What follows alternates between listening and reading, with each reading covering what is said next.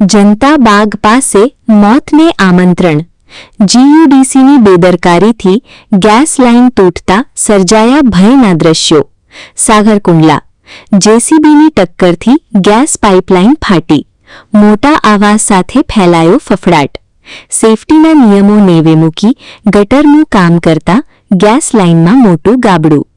સાવરકુંડલામાં gas line દુર્ઘટના, ગંભીર ક્ષતિ છતાં તંત્ર મૌન, સ્થાનિકોમાં ભારે રોષ।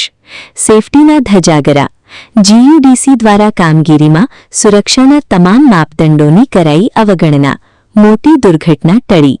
સ્થાનિકોમાં આક્રોશ, આગ લગી હોત તો જવાબદાર કોણ?